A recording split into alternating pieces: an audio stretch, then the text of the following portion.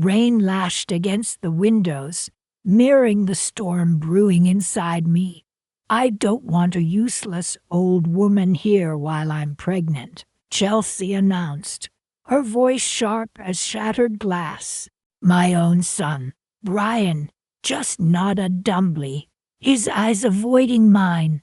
Mom, he finally mumbled, Chelsea's right. It's best if you find somewhere else to stay. The words hung in the air, heavy and suffocating. I stared at them, at the couple who had once welcomed me into their home, into their lives.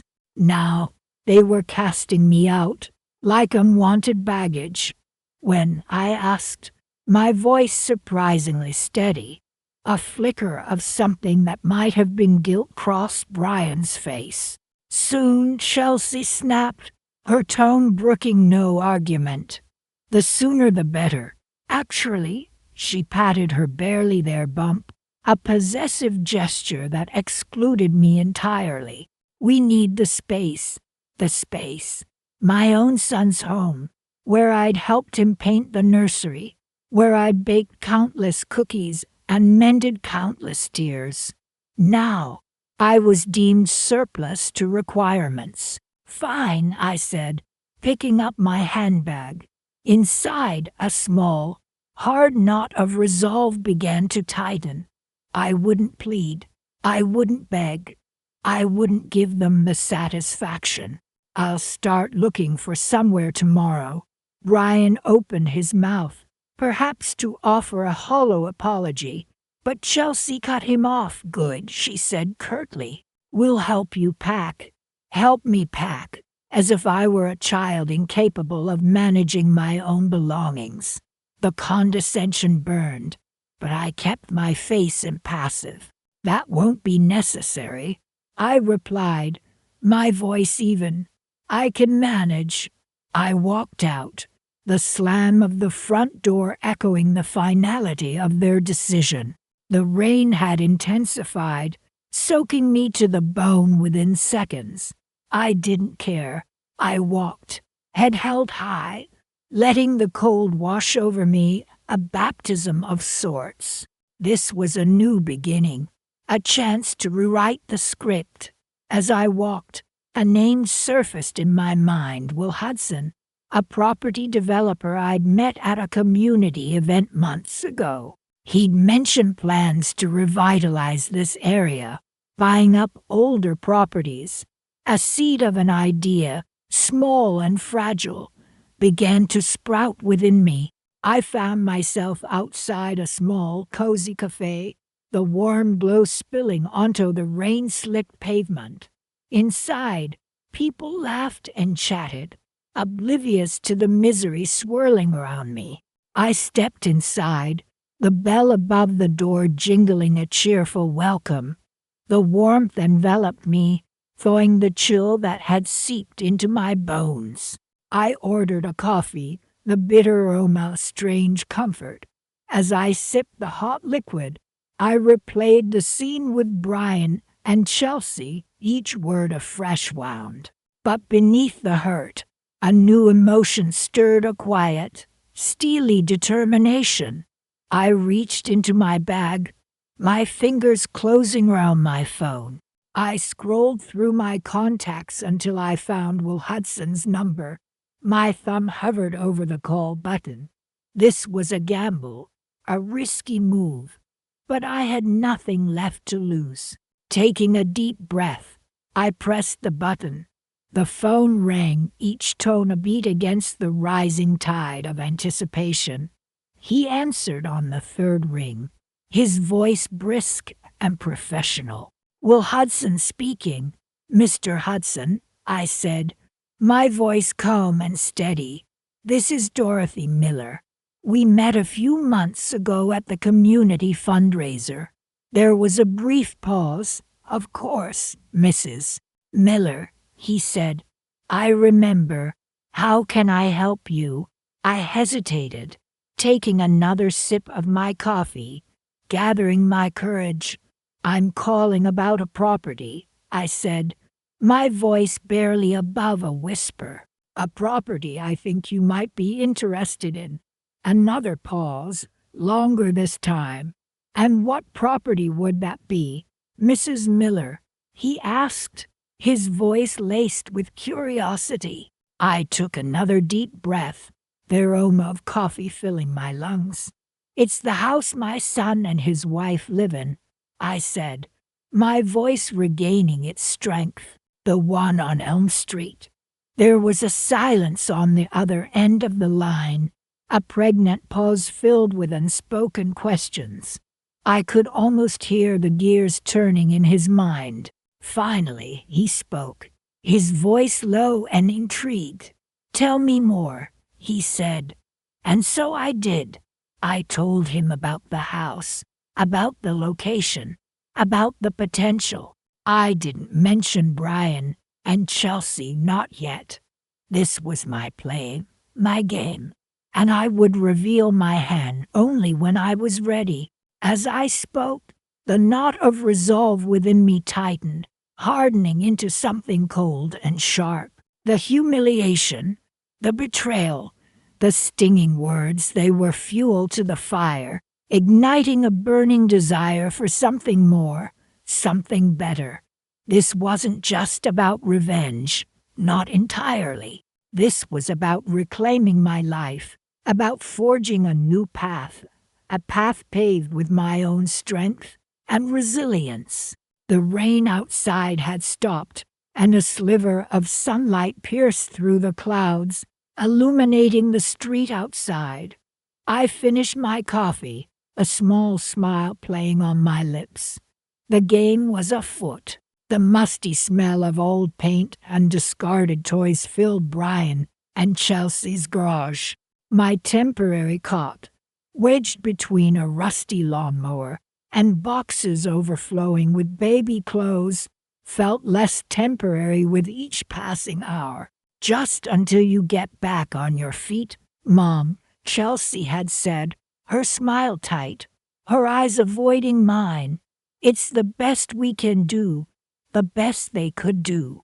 I ran a hand over the thin blanket, the garage's chill seeping into my bones. This, after 30 years of pouring my life into that family, after sacrificing everything to ensure Brian had the best education, the best opportunities. Now, I was relegated to their garage, an inconvenient afterthought. Did you find everything you need, Dorothy? Brian had asked earlier, hovering in the doorway, his tone a strange mix of forced cheer and thinly veiled impatience. There are some extra blankets in that box if you get cold. He'd pointed vaguely towards a stack of dusty cardboard, then quickly retreated back into the warmth of the house, the slam of the door echoing in the silence. I closed my eyes, images flashing through my mind.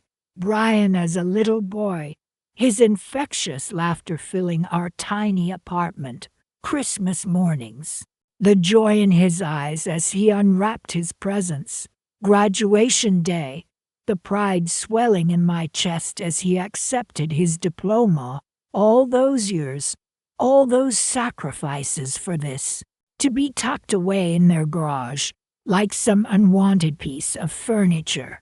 Get back on your feet, Chelsea had said, as if I was some fragile invalid, as if I hadn't spent my entire life supporting myself and them. I sat up, the cob creaking beneath me. The garage was dim, lit only by a single bare bulb hanging precariously from the rafters. Dust motes danced in the weak light, illuminating the clutter round me. Discarded toys, broken tools, forgotten memories. It was a stark contrast to the cozy warmth emanating from the house, the laughter and chatter filtering through the thin walls. They were in there, planning their future, their family, without a thought for the woman who had made it all possible. A wave of bitterness washed over me, quickly followed by a surge of something else. Resolve. I wouldn't let them win. I wouldn't let them reduce me to this. I may be down, but I am certainly not out. I had spent my life taking care of others, putting their needs before my own. Now, it was time to take care of myself. I deserved better than this, I whispered into the stillness of the garage. The words hung in the air, a small act of defiance in the face of my current predicament. I stood up, my joints stiff from the cold and the uncomfortable cot. I stretched, feeling a flicker of strength returning to my limbs. I wouldn't let them break me. I wouldn't let them diminish me. I walked over to a dusty box and rummaged through its contents. Old photographs, letters, trinkets from a life that felt a million miles away. I picked up a framed picture of Brian and me, taken on his 10th birthday. He was beaming, his arm wrapped around my shoulder, his face smeared with chocolate frosting. I smiled, a bittersweet ache in my chest. He was still my son, even if he didn't seem to remember it. I placed the picture back in the box, a new determination hardening my gaze. I would remind him. I would remind them both. I wouldn't stoop to their level. I wouldn't resort to petty revenge. My revenge would be far more satisfying. It would be a testament to my own strength, my own resilience. I would build a new life, a better life, one that didn't involve being relegated to a dusty garage. I continued to sort through the box, my fingers brushing against something smooth and metallic. I pulled it out. It was a small, antique music box, a gift from my own mother. I hadn't seen it in years.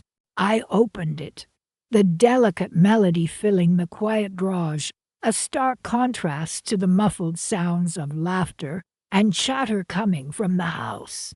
It was a reminder of a different time, a different life, a life I wouldn't let them erase.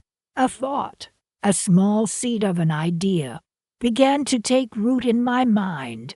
It was a long shot, a risky gamble, but it was the only chance I had. And as I listened to the delicate melody of the music box, a faint smile played on my lips. They thought they had won. They thought they had put me in my place. They had no idea what I was capable of. They had no idea what was coming.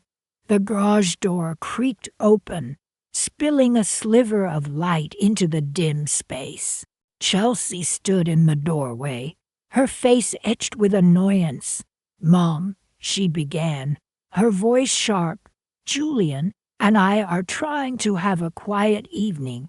Could you keep it down?" I closed the music box. The melody abruptly cut short. "Of course, dear," I said, my voice calm and steady, a mask hiding the storm brewing within. "Wouldn't dream of disturbing you." She hesitated, her eyes narrowing slightly, as if sensing something she couldn't quite place. Then she turned and disappeared back into the house, the garage door closing behind her, plunging me back into the darkness. The silence, however, was no longer empty. It was filled with the quiet hum of anticipation, the promise of something new, something better, something just for me. Rain lashed against the small window of my temporary apartment, mirroring the storm inside me. Just a few days ago, I had a home, a family. Now, I was here, in this cramped, unfamiliar space, courtesy of a local shelter. "You're not part of our plans anymore, Mom," Chelsea had said, her voice dripping with a coldness I never knew she possessed. Julian just stood there nodding, his usual placid expression somehow more infuriating than any outburst could have been. They wanted a baby, they'd said. My presence, apparently, cramped their style. cramped their style. The words echoed in my mind, each syllable a fresh sting. I picked up the chip mug on the table, the lukewarm tea inside doing little to warm my chilled hands. At least let me stay until I find somewhere to go, I had pleaded, my voice trembling. Chelsea had simply shook her head, her perfectly manicured nails tapping impatiently on the kitchen counter. We need the space, Mom. We've already started making changes. Changes. I looked around the tiny apartment, the peeling wallpaper, the stained linoleum floor. This was my change. I shivered, pulling a thin blanket around my shoulders. It was late afternoon, the sky already darkening, casting long shadows across the room. The rain continued its relentless drumming, a soundtrack to my despair. I closed my eyes, trying to block out the memories of the last few days, the hurried packing, the awkward goodbyes to neighbors who seemed more sympathetic than my own son. "Are you all right, Mrs. Peterson?" Mrs. Rodriguez from next door had asked, her eyes full of concern. "I'm fine," I'd lied, forcing a smile. I couldn't bear to tell her the truth, to admit that my own son had thrown me out. I opened my eyes, the bleak reality of my situation hitting me with renewed force. I had some savings, thankfully, enough to cover the rent on this place for a few months. But after that, what then? I was retired, living on a fixed income. Finding a new place, somewhere I could afford, felt like an insurmountable task. "You should have thought about this before you decided to become a burden," Brian had said, his voice harsh, a stark contrast to the gentle boy he'd once been. The memory sent a fresh wave of pain through me. Burden. That's what I was now, a burden to my own family. I took a deep breath, forcing myself to focus. Wallowing in self-pity wouldn't change anything. I needed a plan, a way to get back on my feet. More than that, I needed something. A flicker of resolve began to ignite within me, a small ember of defiance in the face of their cruelty. They thought they could just discard me, erase me from their lives like an unwanted photograph. They thought they could just take my home, the house Brian had grown up in, the house his father and I had poured our hearts and souls into, the house I had loved for over 30 years. My thoughts drifted back to a conversation I'd overheard a few weeks ago at the local grocery store. Two men, dressed in sharp suits, talking about development, about revitalizing the neighborhood. One of them, a tall man with steely gray eyes, had mentioned a name, Will Hudson, a property developer known for buying up older houses, renovating them, flipping them for a profit. "We need to move quickly on this, Mark," the man had said. "Hudson's got his eye on this area, and once he makes an offer, prices are going to skyrocket." At the time, I hadn't paid much attention. Now, the memory felt significant. An idea, vague and unformed, began to take shape in my mind. I reached for my phone, scrolling through my contacts until I found the number for the local library. "Hello, this is Dorothy Peterson," I said when the librarian answered. "I'm doing some research on local property developers. I was wondering if you could help me find some information on a Will Hudson." The librarian was helpful, directing me to online resources, public records, news articles. I spent the next few hours poring over the information, learning everything I could about Will Hudson and his company. He was ambitious, ruthless even, but he was also known for his fairness. He paid a fair price for the properties he acquired, even if it meant going above market value. A plan, a real plan, began to solidify in my mind. It was audacious, risky, perhaps even a little vindictive. But as I thought about the hurt, the humiliation, the sheer injustice of what Brian and Chelsea had done, a sense of steely determination settled over me. They want to start a family, I murmured to myself, a cold smile playing on my lips. Well, so do I. A new family, a new life. I picked up the phone again, this time dialing a different number. "Hello, Mr. Hudson," I said when a crisp voice answered. "My name is Dorothy Peterson, and I have a proposition for you." I paused, letting the silence hang in the air for a beat. "I believe I have a property you might be interested in." I gave him the address of Brian and Chelsea's house, the house that had once been mine, the house they thought was theirs, the house they had so carelessly thrown me out of. The rain outside continued to fall, but inside, the storm was beginning to clear. A new dawn was breaking, and I knew, with a certainty that surprised even myself, that I would rise with it. Rain lashed against the windows of Brian and Chelsea's house, mirroring the storm raging inside me. The removal van rumbled to a halt outside, its brakes sighing like a mournful beast. I watched from the curb, clutching my small suitcase, as two burly men in waterproof jackets hopped out. "You sure about this, Mom?" one of them asked, his voice barely audible over the downpour. "Absolutely," I replied, my voice firmer than I felt. The men began unloading furniture, the pieces I'd carefully chosen over a lifetime, now unceremoniously dumped onto the wet pavement. Brian and Chelsea burst out of the house, their faces a mixture of shock and anger. "What is the meaning of this?" Chelsea shrieked, her voice shrill and accusatory. I simply stared at them, the rain plastering my hair to my forehead. "I'm moving out," I stated calmly, though my heart hammered against my ribs.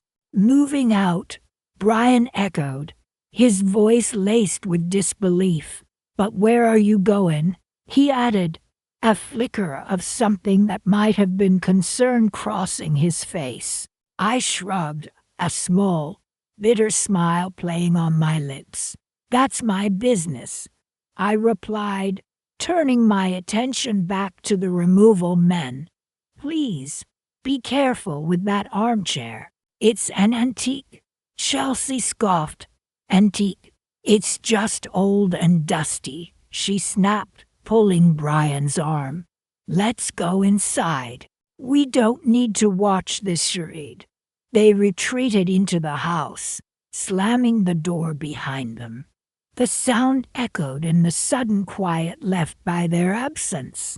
I felt a pang of something akin to grief, but I pushed it down.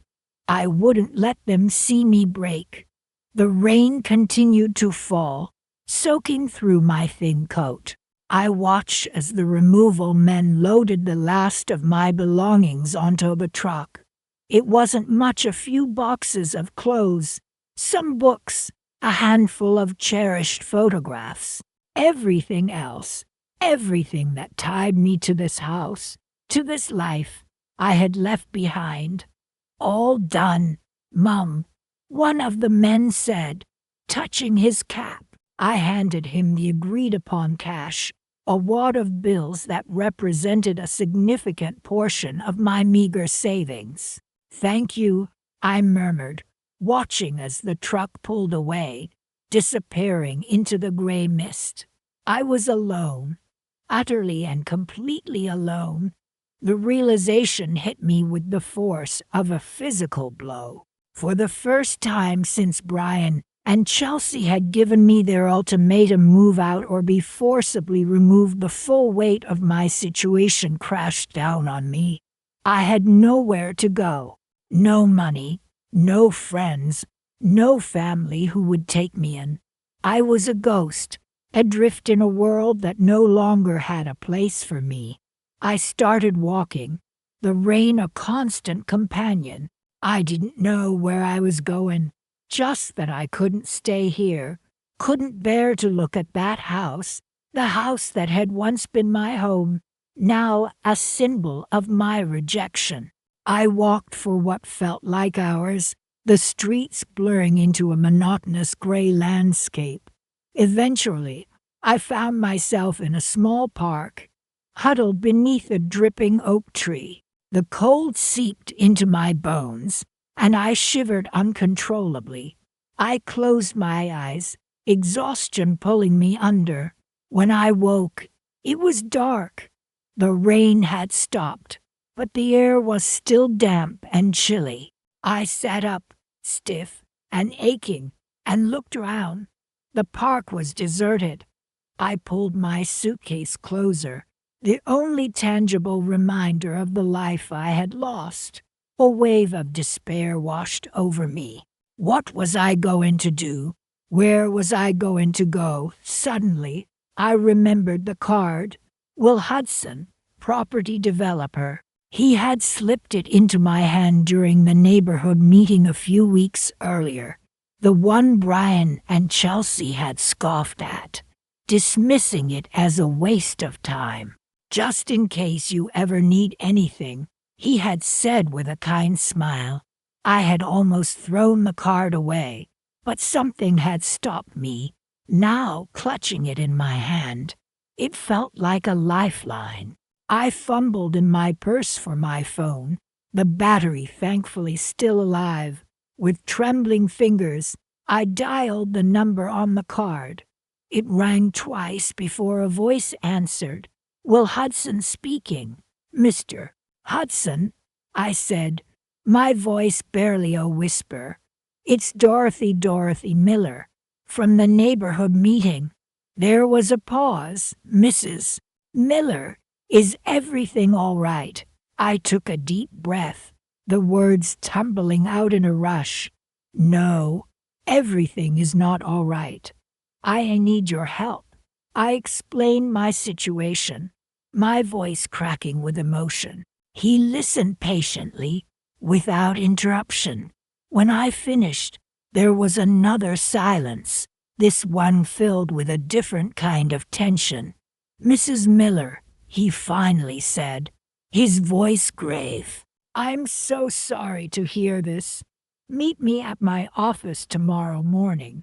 We'll see what we can do. Hope, a fragile flicker in the darkness, ignited within me.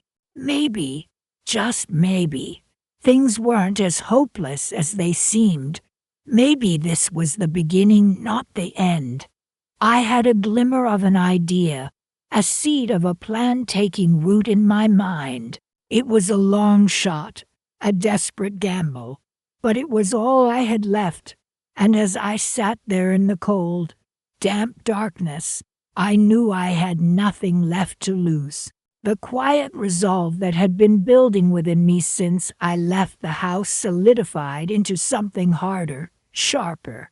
It was the beginning of my revenge. The small but bright apartment felt like a sanctuary, a world away from the cramped spare room and colder stares of Chelsea and Brian's house. A gentle knock came at the door, and I opened it to find a smartly dressed woman with a warm smile. Mrs. Dorothy Miller, she asked. I confirmed, and she extended her hand. I'm Sarah Jensen, from Hudson Properties. I believe you spoke with Mr. Hudson recently. I invited her in, heart pounding with a nervous excitement. We sat down, and she placed a folder on the small coffee table. Mr. Hudson was very impressed with your knowledge of the local housing market. Mrs. Miller, Sarah began. He mentioned your unique insight into certain properties. She gave me a knowing look, and I couldn't help but offer a small smile in return. He was particularly interested in your perspective on tenant behavior, she added, her eyes twinkling slightly. I've always been observant, I replied, my voice calm and measured. I took a slow, steady breath. Years of managing a household, you learn a thing or two about people's habits. Sarah opened the folder and slid a document towards me. Mr. Hudson feels your skills would be a valuable asset to our company, she said. He'd like to offer you a position as a property manager, focusing on tenant relations and acquisition strategy. My eyes scanned the offer letter, the figures blurring slightly. It was more than I'd hoped for, enough to comfortably cover the rent here and still have some left over. A wave of emotion washed over me, relief, satisfaction, and a hint of something else, triumph. This is quite unexpected, I admitted, feigning surprise. But I am certainly interested. The timing couldn't be better. Sarah smiled. Mr. Hudson is a man who recognizes opportunity, Mrs. Miller. He also appreciates loyalty, especially when it comes to securing prime real estate. She paused, her gaze holding mine for a beat longer than necessary. He believes you share that same appreciation. I met her gaze steadily, a quiet understanding passing between us. Mr. Hudson values discretion, Mrs. Miller. He assures me you understand the delicate nature of certain transactions. She reached into her briefcase and produced a slim, sealed envelope. This is a small token of his appreciation for your cooperation. I took the envelope, the weight of it feeling strangely significant. I assure you, Miss Jensen, I said, my voice barely above a whisper, discretion is my specialty. After Sarah left, I sat alone, the offer letter still clutched in my hand. I looked around the small apartment, the afternoon sun streaming through the window, illuminating the dust motes dancing in the air. It wasn't much, but it was mine, earned, not given, free from the suffocating presence of Chelsea's constant complaints and Julian's condescending remarks. I remembered the day they'd told me to leave, their faces a mixture of impatience and something close to disgust. Mom, Brian had said, his voice tight with forced patience. We just need the space. For the baby. Chelsea, ever the pragmatist, had chimed in. It's not like you have anywhere else to be, right? The sting of their words, the casual cruelty of their dismissal, still burned. But now, looking at the offer letter, a different kind of warmth spread through me, a warmth born not of kindness, but of a quiet, simmering satisfaction. I opened the sealed envelope Sarah had given me. Inside was a check, a substantial amount, enough to furnish the apartment comfortably, perhaps even take a small vacation. A wry smile touched my lips. A vacation. Maybe I would. Somewhere far away, somewhere warm and sunny, somewhere Chelsea and Brian wouldn't think to look. The irony wasn't lost on me. They wanted space, a bigger house, a fresh start for their growing family, and they would get it. A fresh start, indeed. A fresh start in a cramped apartment, scrambling to find a new place to live, their carefully curated life turned upside down, just like mine had been. The phone rang, jarring me from my thoughts. It was Will Hudson. Mrs. Miller, he said, his voice smooth and confident. I trust Ms. Jensen delivered my offer. She did. Mr. Hudson, I replied, my voice calm and steady, and I accept. Excellent, he said. I knew you would see the potential in this partnership. He paused, and I could almost hear the smile in his voice. I have a feeling we're going to do great things together, Mrs. Miller. Great things. I hung up the phone, a strange sense of peace settling over me. The apartment felt less like a sanctuary now, and more like a command center. The beginning of something new, the beginning of my next chapter, and I had a feeling it was going to be a very interesting read. I looked out the window at the setting sun, painting the sky in hues of orange and purple. Tomorrow, I start my new job. Tomorrow, the real work begins. The afternoon sun streamed through the large windows of my new apartment, illuminating the dust motes dancing in the air. It was a small but bright space, a stark contrast to the cramped, airless room I'd been relegated to in Brian and Chelsea's house. I'd finally unpacked the last of my boxes, carefully placing a framed photo of my late husband on a small table by the window. He would have been so proud, I murmured, running a finger across the glass. The memory of Chelsea's shrill voice, "We need that room for the nursery, Mom. It's not like you use it anyway," still stung, even though several weeks had passed. I straightened my shoulders and looked around, a small smile playing on my lips. This wasn't the ending they had imagined for me. It was a new beginning. The apartment was on the third floor of a recently renovated building, overlooking a quiet, tree-lined street. It was a world away from the constant noise and demands of Brian and Chelsea's house. Peaceful, I sighed, settling onto the small but comfortable sofa. The muted sounds of the city drifted up from below, a soothing hum that lulled me into a sense of calm. This was mine, a place where I could finally relax, where I didn't have to walk on eggshells, anticipating the next curt remark or dismissive glance. "No more of that," I said aloud, the words a balm to my wounded pride. I took a deep breath, letting the reality of my situation sink in. I had my own space, a steady income from the consulting job Will Hudson, the property developer, had offered me, and a future I could control. Who would have thought? I chuckled, recalling Chelsea's thinly veiled disdain when I mentioned my interest in real estate. "You and property development, honestly, Mom."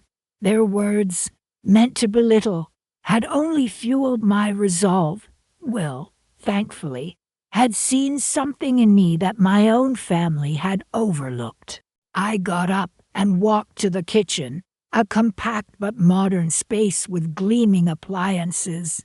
"It's perfect," I whispered, opening the refrigerator, which was stocked with fresh groceries.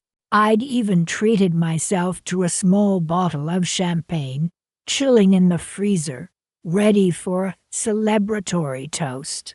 This wasn't just a new apartment. It was a symbol of my resilience, a testament to my ability to rebuild my life from the ashes of their rejection. They underestimated me, I thought, a flicker of satisfaction warming my chest. They thought they were pushing me aside, discarding me like an unwanted piece of furniture. I poured myself a glass of water, still marveling at the quiet efficiency of the new plumbing.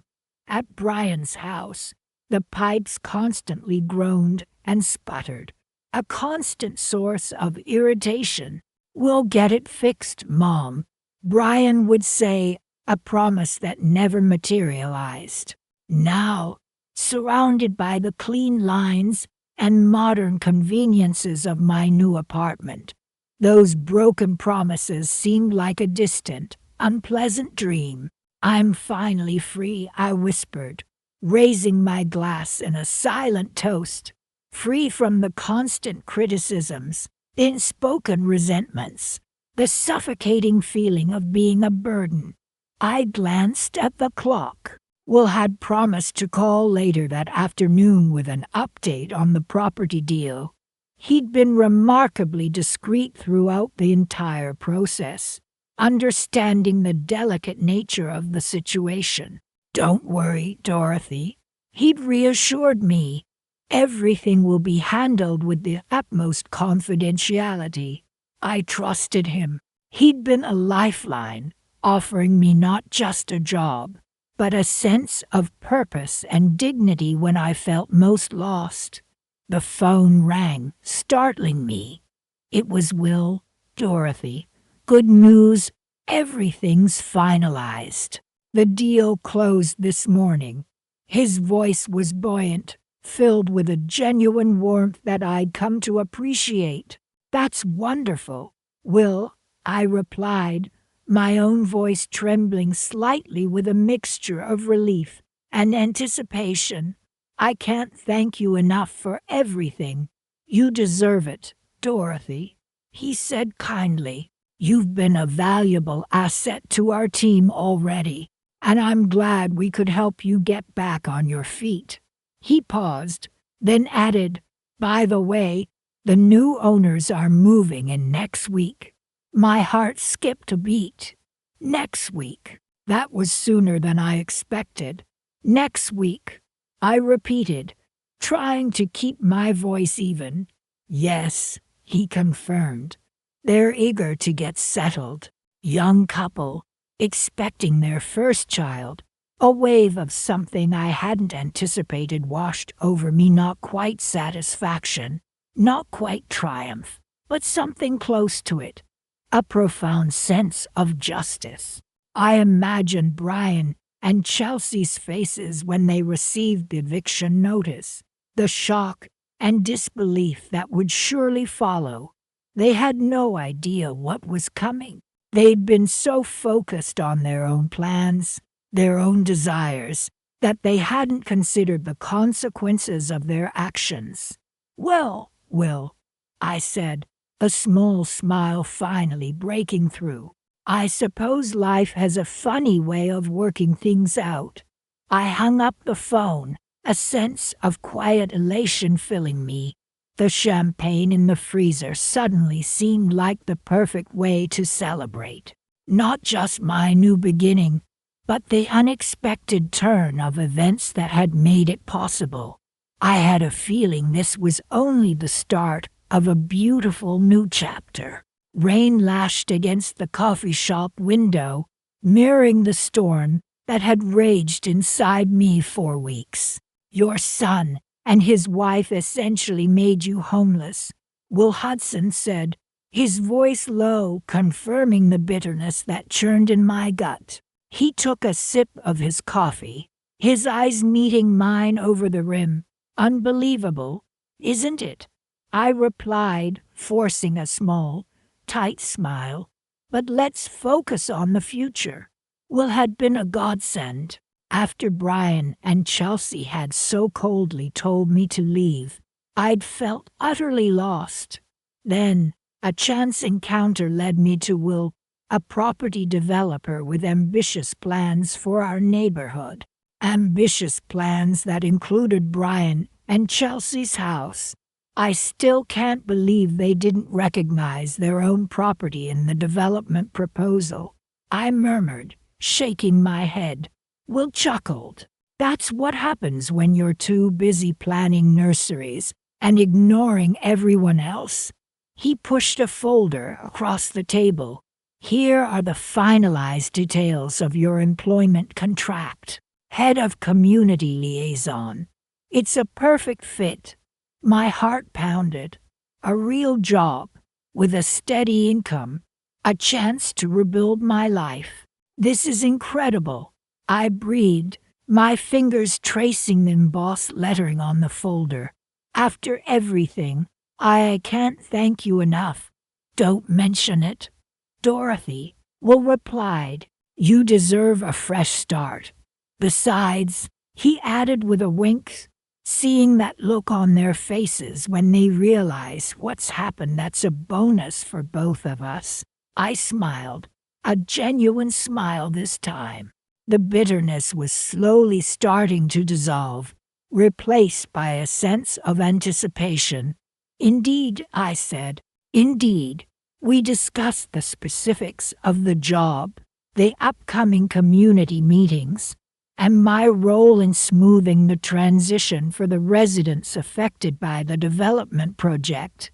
It was invigorating. For so long, I had felt like a discarded piece of furniture, unwanted and forgotten. Now, I had a purpose, a voice. The compensation package includes a generous housing allowance, Will said, bringing my attention back to the present. Enough to secure a comfortable apartment in the newly renovated Oakwood complex. My breath caught in my throat. Oakwood was the premier residential building in the city, boasting stunning views and luxurious amenities. It was far beyond anything I could have imagined for myself just weeks ago. Oakwood, I whispered, barely able to believe my ears. Will nodded, a knowing smile playing on his lips. Consider it a welcome home gift. We finalized the details of the contract, and I signed my name with a flourish. As I looked out the window, the rain had stopped, and a sliver of sunlight peeked through the clouds. It felt symbolic, like a promise of brighter days to come. One more thing, Will said as I gathered my belongings. The official handover of the properties is scheduled for next month. We'll be holding a celebratory dinner for all stakeholders. He paused, his eyes twinkling. I've already ensured Brian and Chelsea are on the guest list. A shiver of excitement ran down my spine. To see their faces, to witness their realization that I had orchestrated this entire situation, the thought was almost too delicious to bear.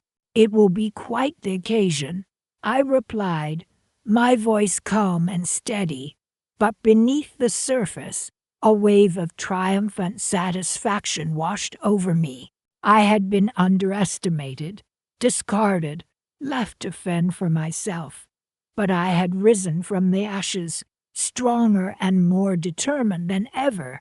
And now, the tables were about to turn. I walked out of the coffee shop, the signed contract tucked safely in my bag, and a newfound confidence in my stride. The future stretched before me, filled with promise and possibility.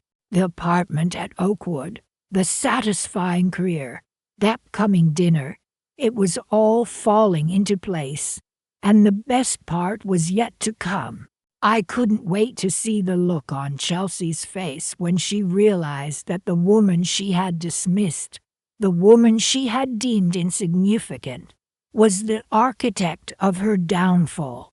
The rain had stopped, and the sun was finally starting to shine.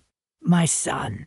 The crisp December air nipped at my cheeks as I stood on the familiar doorstep of Brian and Chelsea's house. Will Hudson, the property developer, stood beside me, his briefcase gleaming in the afternoon sun. This was it. Ready, Dorothy? He asked, a reassuring smile on his face. I took a deep breath, smoothing down my new coat, a small luxury I could now afford. As I'll ever be, I replied, my voice steadier than I felt. He rang the doorbell, the chime echoing inside. Chelsea opened the door, her face falling slightly as she saw me.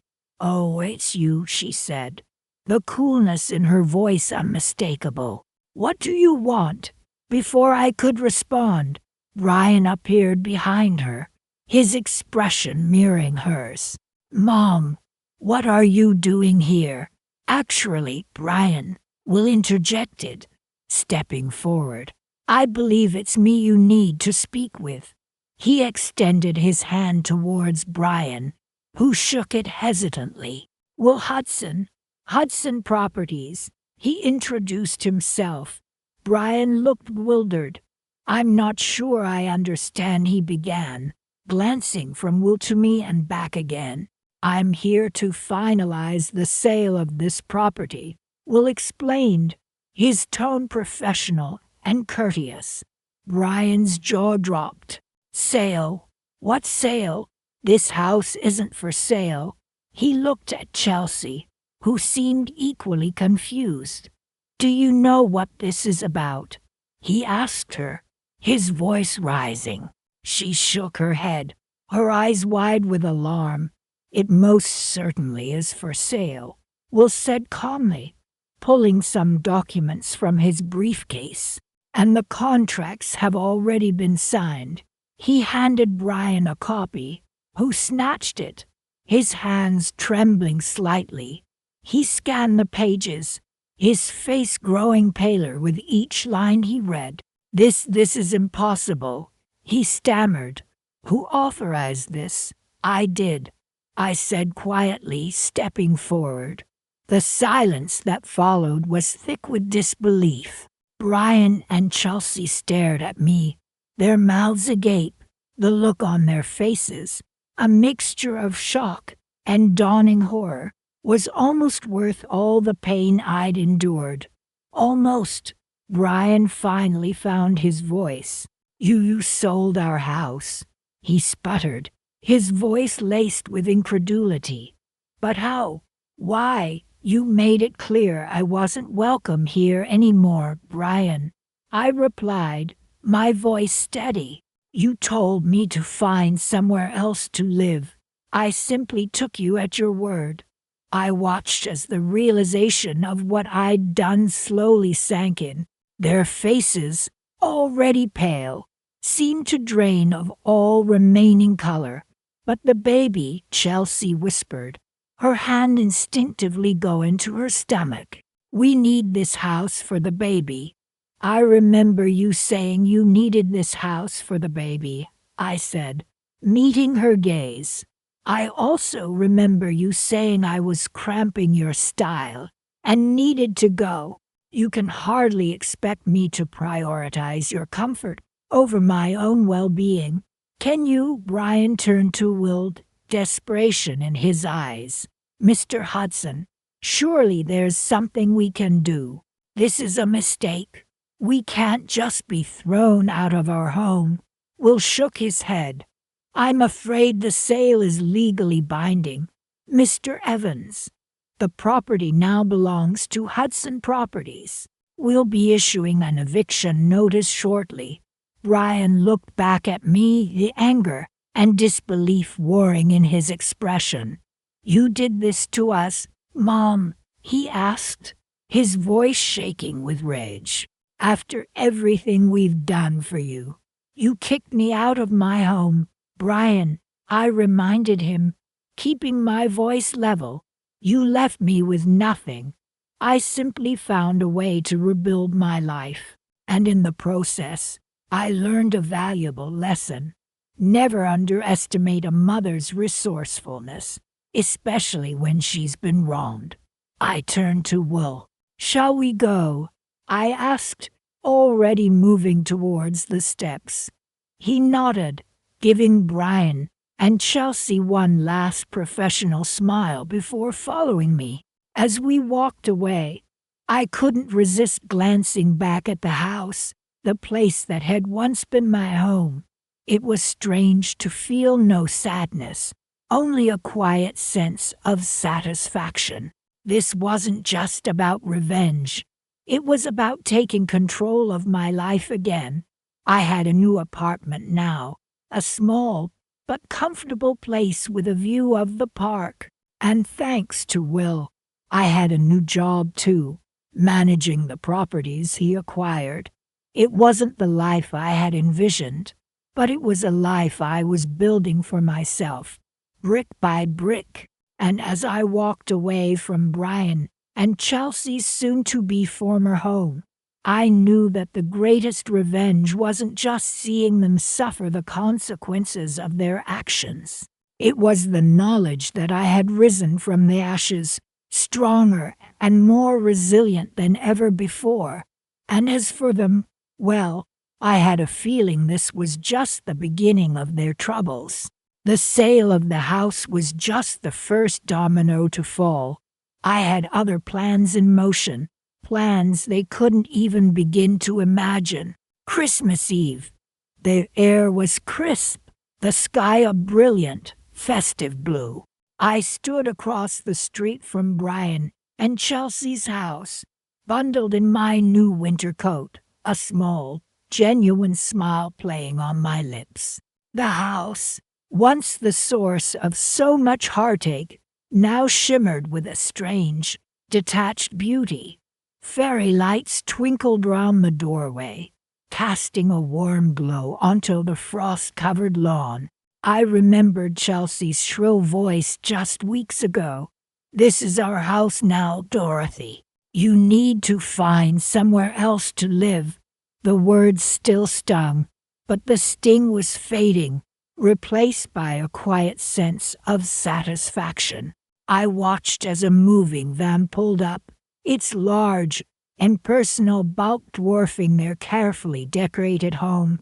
Two movers hopped out, their breath clouding the air. One of them glanced across the street at me, a questioning look on his face.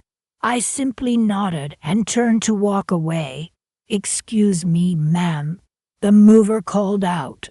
"Are you Mrs. Dorothy Miller?" I paused, turning back to face him.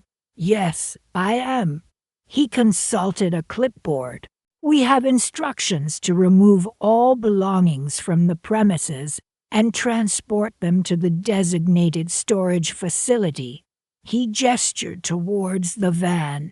"You wouldn't happen to know anything about this, would you?" "I believe I do," I said calmly.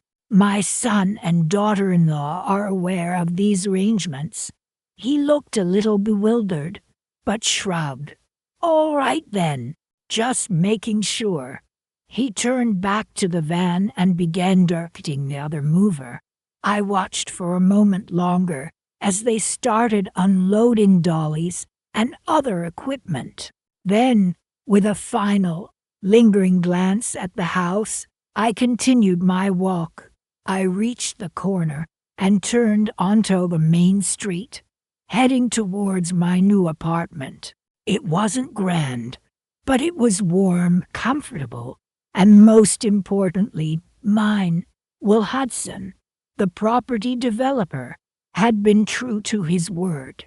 He'd not only offered me a generous price for the information I provided, but he'd also secured me a position in his company and helped me find this lovely little place just a few blocks from his office.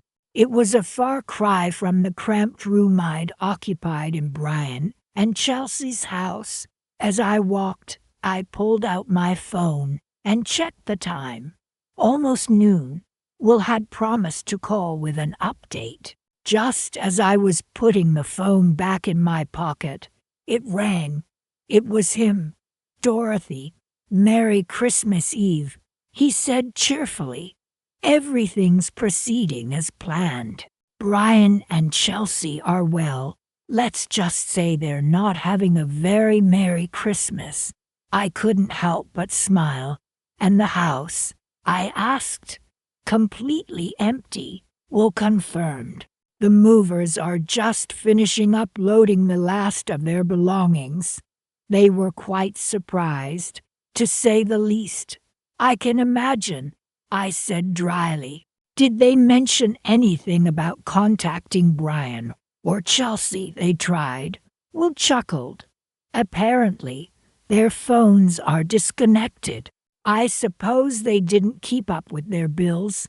What with all the excitement of expecting a baby and all." I felt a pang of guilt, a fleeting moment of regret. But then I remembered Chelsea's words, her dismissive tone, the way she had looked at me as if I were some unwanted burden. The guilt dissipated. Well, I'm sure they'll figure things out eventually, I said, my voice regaining its composure. Indeed they will. Will agreed. They have a lot of figuring out to do. We chatted for a few more minutes, then said our goodbyes. I continued my walk, my heart lighter than it had been in months. The crisp winter air felt invigorating. The festive decorations lining the streets seemed to sparkle with a newfound brilliance. I reached my apartment building and stepped inside, the warmth of the lobby enveloping me like a hug. My apartment was small, but cozy, decorated with a few simple Christmas decorations I had picked up earlier that week. A small, perfectly decorated Christmas tree stood in the corner, twinkling merrily. I put on some Christmas music, poured myself a cup of hot cocoa, and sat down on the sofa, a deep sense of peace settling over me. This Christmas Eve was different. This year, I wasn't an unwelcome guest, an afterthought in someone else's celebration. This year, I was home. I looked around my little apartment, at the warm glow of the Christmas tree, at the soft, inviting cushions of the sofa. This wasn't just a place to live. It was a sanctuary, a symbol of my newfound independence and strength. I had been underestimated, discarded, treated as if I were invisible, but I had refused to be broken. I had taken control of my own destiny, and in doing so, I had found a happiness and peace I hadn't known I could possess. The phone rang again, startling me. It was Brian. His voice was frantic, laced with panic. "Mom, what's going on? Where are all our things? Where are we supposed to go?" I took a deep breath, steeling myself. "Brian," I said calmly, my voice steady and unwavering. "This is my life now. You'll have to figure things out on your own." And with that, I hung up the phone, the sound of his desperate pleas echoing in my ears. The echo, however, didn't bring pain or regret. It brought a sense of closure, a sense of justice, the sweetest kind.